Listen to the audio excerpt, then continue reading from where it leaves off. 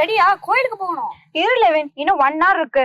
நான் பிஷப் தாத்தா சொன்ன இந்த ஊதாரி மைந்தன் கதையை தான் படிச்சுட்டு இருக்கேன். சரி, நாம இத கேட்டிசம் கிளாஸ்ல ஸ்கிட்டாவே போட்டோமே. Very interesting story. இன்னுமா உனக்கு புரியல? எனக்கு நிறைய கேள்விகள் இருக்கு.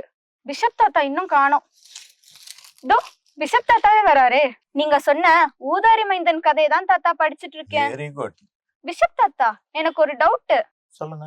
இந்த ஊதாரி மைந்தன் கதையில அவரு தன்னோட குற்றத்தை உணர்ந்து மனம் மாறினாரு. ஆமா, அதுதானே அந்த இதுல ஹைலைட்டு.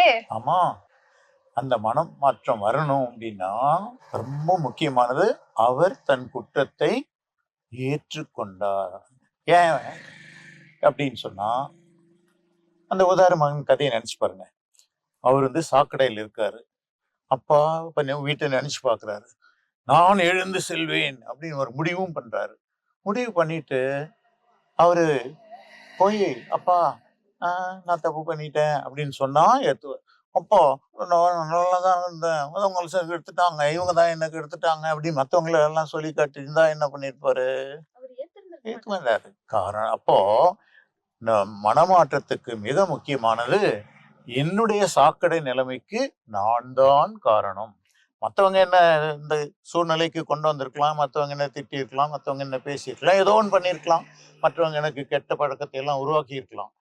இருந்தாலும் யார் காரணம்? நான் தான் காரணம். இந்த தாவீது அரசன் பத்தி சொன்னேன் இல்லையா, அந்த 51வது சங்கீதத்தில் அவர் என்ன சொல்றாரு? ஆண்டவரே, நானே குற்றம் செய்தேன், உமக்கு முன்னால் செய்தேன், உம்முடைய கண் முன்னே செய்தேன் அப்படின்னு சொல்லி இந்த பாவத்தை ஒத்துக்கிறார். இன்னைக்கு நம்ம கிட்ட என்ன பிரச்சனைன்னா, யார் இந்த தப்பு பண்ணுது அப்படின்னா உடனே நான் இல்லை, நீ இல்லை அப்படின்னு ஒதுங்கி போயிடும். அல்லது அவன் தான் செஞ்சான், அவன் தான் செஞ்சான்னு அடுத்தவங்க மேல போடும். அப்படியெல்லாம் இருந்தால் மனமாற்றம் வரவே வராது.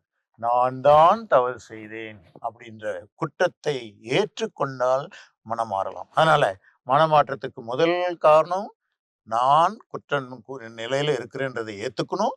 2வது படி, எழுந்து என் தந்தையிடம் செல்வேன் அப்படின்னு சொல்லி அந்த முயற்சி எடுக்கணும். 3வது, நான் தான் குற்றம் செய்தேன்னு தாழ்ச்சியோட ஏத்துக்கணும். நான் தவறு செய்தேன். அப்ப அந்த தாழ்ச்சியோட ஏத்துக்கிட்டா மனமாற்றம் கட்டாயமா வரும். செய்வீங்களா? செய்வோம் தாத்தா. God bless you, my children.